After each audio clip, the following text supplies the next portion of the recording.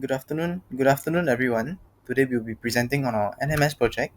So my group members are Qian, Shui, Fadhilah, Jing, and myself, Jin. So our introduction, it will be our presentation aims to explore the properties, production methods, applications, and sustainability aspects of graphene as a nanomaterial. So here's our agenda. We have 8 points. So firstly, we have background, overview, properties and characteristics, advantages, synthesis process, producer market analysis, challenges and future outlook, and lastly, conclusion. So what is nanomaterial? A nanomaterial is a material in which one or more of its dimensions are on the order of 1 to 100 nm, or which is nanostructures. Nanostructures have a defined lower limit. A nanostructure present is to prevent small groups of atoms from being determined as nanoscale objects. So why is sustainability important? So firstly, it will be environmental protection. It reduces harm to ecosystem and lower pollution and waste. Secondly, is resource efficiency. So it's the use of renewable or recyclable materials, and it reduces reliance on rare resources. Thirdly, is the long-term economic benefits. It drives responsible innovations and is cost savings and is very efficient. So lastly, it will be the human health and safety. It's the safe production and handling, and it reduces toxic exposure. So now I'll pass my time to Sri, and she will talk more about the graphene.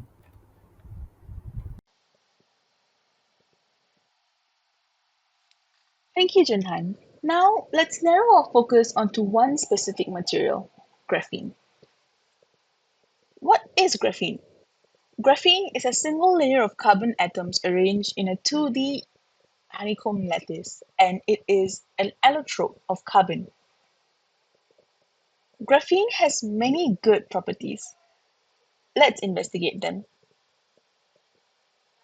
Graphene is covalently bonded to three other carbon atoms, which give the material its incredible strength.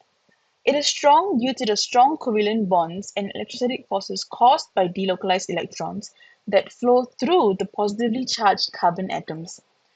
This difference in charge creates a strong electrostatic force of attraction that holds the graphene together. While graphene is stronger than most materials out there, it is also the thinnest and lightest material that we can see. It is about 1,000 times lighter than 1 square meter of regular paper and weighs about 0.77 milligrams. Graphene is also known as the best conductor of heat. Studies have found that graphene has an unlimited potential for heat conduction based on the size of the sample. The larger the segment or piece of graphene, the more heat it could transfer as thermal conductivity increases logarithmically. It also has a high electrical conductivity as each carbon atom in graphene is connected to three other carbon atoms on a 2D plane.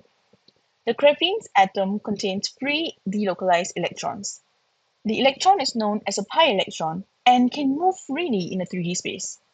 This allows it to transmit electrical charges across the sheet of graphene with almost no resistance.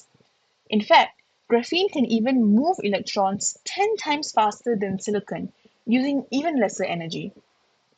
In addition, since graphene is a single layer of carbon atoms that is arranged in a perfect hexagonal lattice, the gaps between the atoms are extremely small, and it's much smaller than the size of even the smallest gas molecules, such as helium. This property enables graphene to act as a good barrier material, effectively preventing most gases or liquids from permeating it and ensuring zero contamination during processes.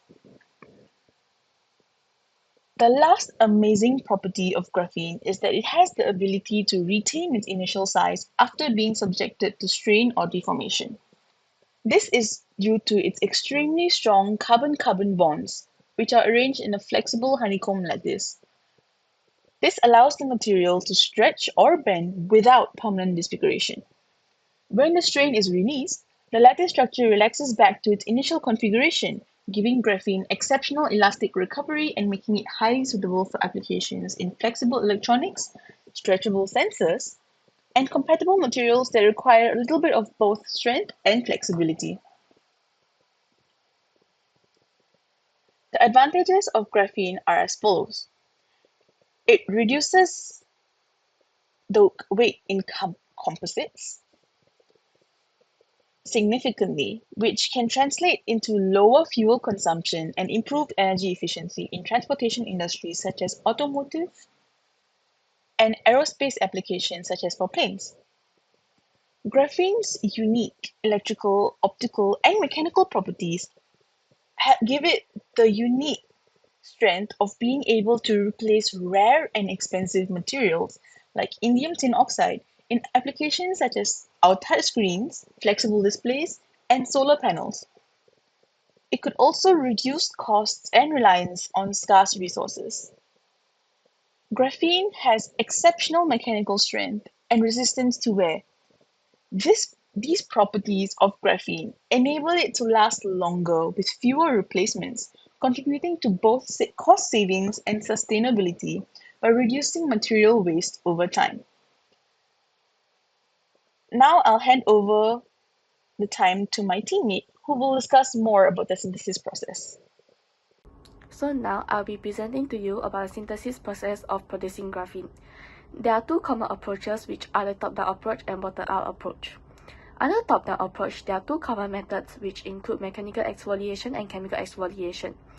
Mechanical exfoliation involves peeling thin layers of graphene from bulk graphite using adhesive tape. It is also called the Scotch tape method. One of the application example will be a prototype sensor. Chemical exfoliation is where graphite is oxidized to make graphite oxide, then chemically reduced to form graphene oxide or reduced graphene oxide. And one of the example of it will be water purification membranes. Moving on to the bottom-up approach, there are also two common methods which include chemical vapor deposition and epitaxial growth. Chemical vapor deposition is where methane gas decomposes on copper foil to grow graphite. And one of the example of it will be flexible electronics and displays. Epitaxial growth is where heating silicon carbide so that silicon evaporates and leaves a graphene layer. And one of the example of it will be high-performance electronics like radio frequency devices.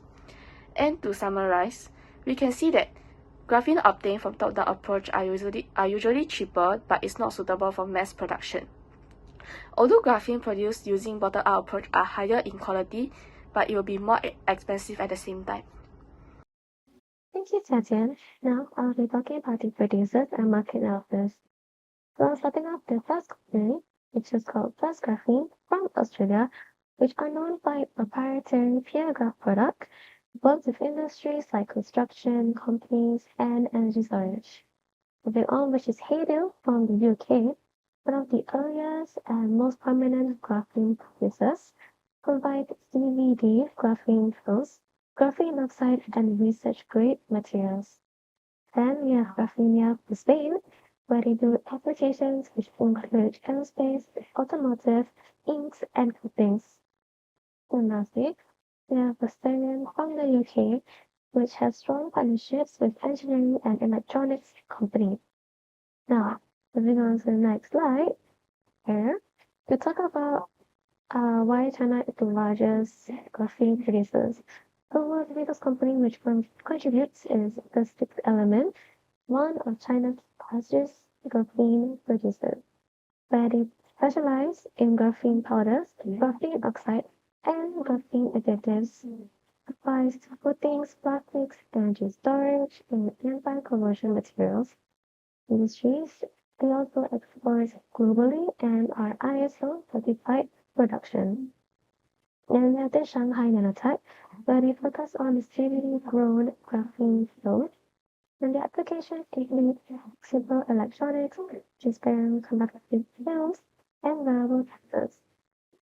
Then lastly, we have a nano company that is specialized in graphene conductive materials, known for developing graphene enhanced anode materials for lithium-ion batteries.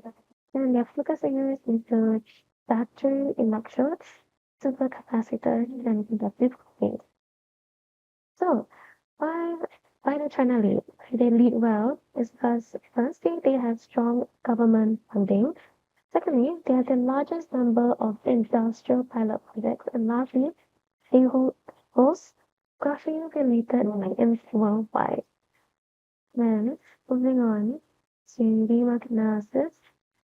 Very brief, in short, where that is a market size of full, key market segment, digital insight, along with market drivers.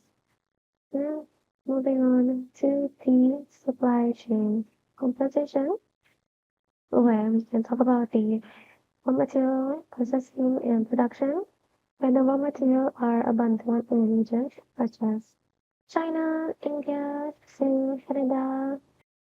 Now, moving on to the processing, where the methods include exploration, energy, and business. Linear reproduction, which then at times adds time and cost to the supply chain with purification and quality control. Then we have the logistics, where films includes films like heavily graphene and the high storage requirement to ensure zero contamination. And lastly, applications, which involves to be distributed to industries for further manufacturing and integration. Thank you. I'll be passing the time to Nikki. So I'll be talking about the challenges and future outlook. So the first challenge of making high quality graphene is the high cost. As of recent industry data, high purity monolayer graphene made using the chemical vapor deposition can cost up to $100 to $500 per gram, depending on the quality and supplier. And the second challenge would be the scaling up production while maintaining the quality.